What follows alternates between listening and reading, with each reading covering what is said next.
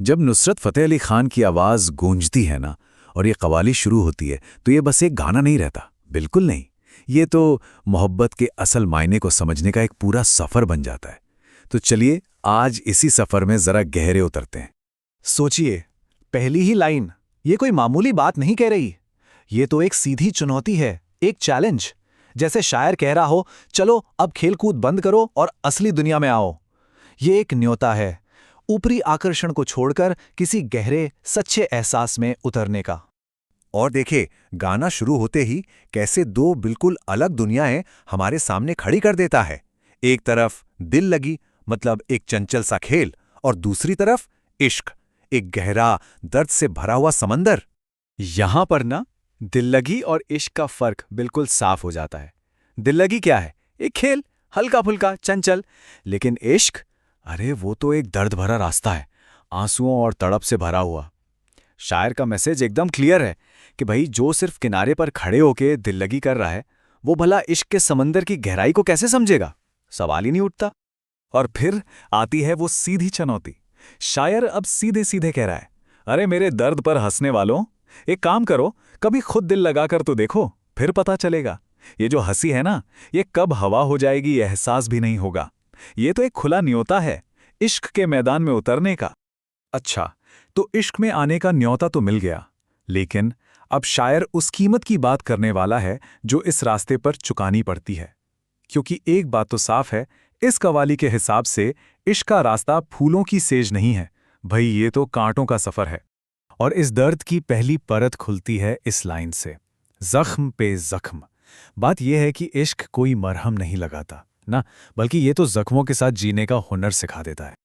और रुकिए, ये तस्वीर अभी और भी गहरी और भी स्याह होने वाली है। अपने लहू के घूंट पीना, सोचिए जरा। इसका मतलब है अपने दर्द को दुनिया की नजरों से छिपाकर खामोशी से पी जाना। इससे बढ़कर खामोश तकलीफ की इंतहा और क्या हो सकती है?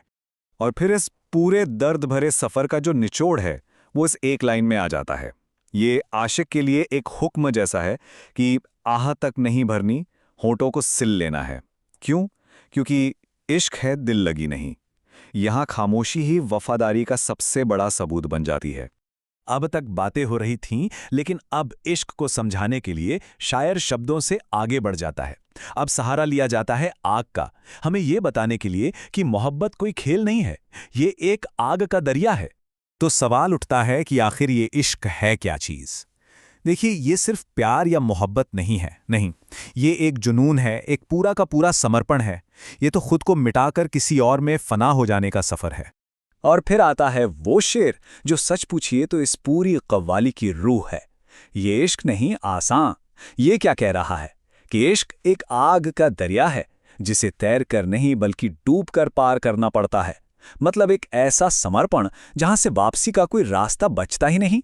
यहां तक तो शायर पूरी दुनिया को मोहब्बत का पाठ पढ़ा रहा था एक तरह से, लेकिन अब कहानी में एक मोड़ आता है।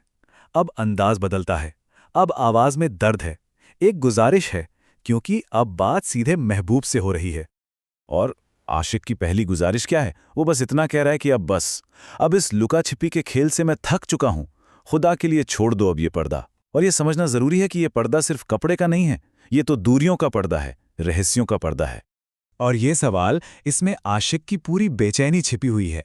महबूब का जो बर्ताव है वो समझ ही नहीं आ रहा। कभी अपना दीदार कराते हैं, कभी पर्दे के पीछे छिप जाते हैं।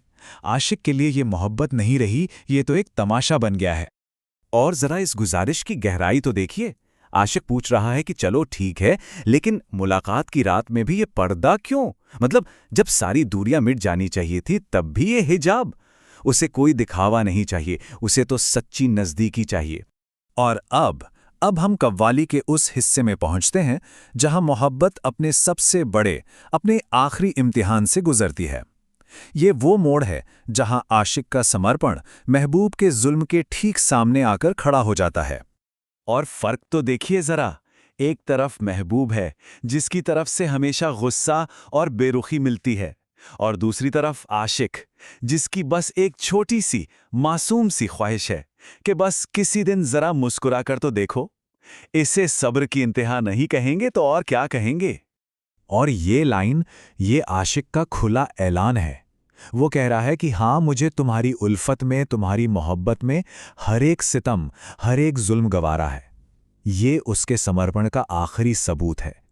ये वो मकाम है जहां दर्द अब तकलीफ नहीं रहा, वो तो मोहब्बत का ही एक हिस्सा बन गया है।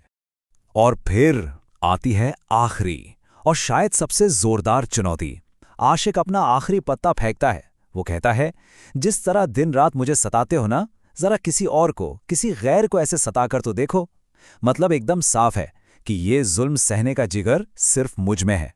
क्यों? क्योंकि मेरा इश्क सच्चा है। तो इस पूरे सफर के आखिर में हम कहां पहुंचते हैं? बात साफ है, दिल लगी एक खेल है तो इश्क आग का दरिया। दिल लगी दर्द से भागती है तो इश्क दर्द को ही गले लगाता है।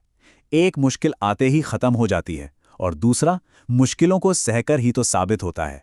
और आखिर में ये कव्वाली हमें एक सवाल पर, एक चुनाव पर लाकर छोड़ देती है। मोहब्बत की इस गहरी परिभाषा को समझने के बाद अब फैसला हमारा है कि हमें क्या चुनना है, दिल लगी का एक चंचल खेल या फिर इश्क का वो आग का दरिया जिसे तैरकर नहीं, डूबकर ही पार किया जा सकता है।